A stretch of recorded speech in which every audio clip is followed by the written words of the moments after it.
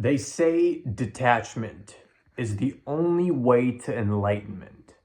Now, look, I have lived my whole life, seeing videos about Eckhart Tolle, Tony Robbins, Sadhguru, a bunch of just wisdom, just you see things and you're like, okay, these people are you read the Bhagavad Gita. There are many books like the Bible, the Bhagavad Gita, a lot of religious texts that we neglect ourselves from reading. A reason why I kind of neglected myself from ever even looking into religion was because of the people who ran the religion. The people in power just something seemed off. I'm not talking about your local Pandit Ji. I'm not saying that they're corrupt. I'm not saying the people at your Gurdwara or church are corrupt. I'm talking as an institution at large.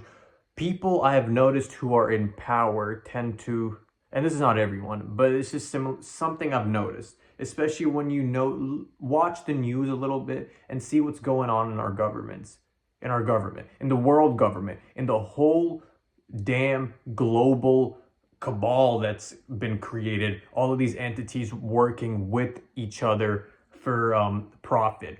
Universities having these professors, or not professors, high-level chair members of universities, bankrupting their own university for their own salaries, taking millions of dollars for themselves, which, look, I'm all about making money. Make your money.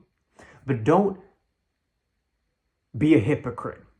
Don't say that, okay, once you get this degree from our college, or we're an accredited college, and once you get your degree, these ads for get your degree, you can be 40, still get your degree.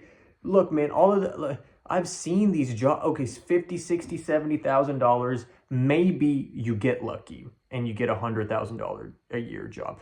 That is like a godsend if with the college degree, with some random degree, let's just say, unless you go to med school, law school, you become an engineer or something. Even then, okay, let's say you do make six figures. You are in this bureaucratic system. Oh, you have a boss and you have certain things that need to be done. Let's say you're a doctor. The insurance company is forcing you kind of in a way, because of the policies that are in place, to only allow certain procedures to be done. So what if there's a procedure that is more beneficial, but the damn insurance company won't cover it? What do you do then as a doctor? Okay, you're gonna make a good maybe $5,000, $6,000 from this procedure you're doing, but it's it's hurting the patients. Like, goddamn, just kill me already. I don't have $60,000 to pay the insurance. The company that I've worked with for 30 years of my life, you pay insurance at the place you work, right? You get health insurance, you pay a crazy amount a month. It's crazy. You get this job, your degree in this, and then they rob you every month. Who is they? And I'm not saying the government is bad or Republican, Democrat, that pick this side. I think the people who are actually, this is not what I think. I've done some research and I've looked at case studies and listened to some reputable professors. There's this guy named Professor Young, or not Young. It's this Chinese guy on YouTube who talks about global politics. It's very interesting. You just check it out.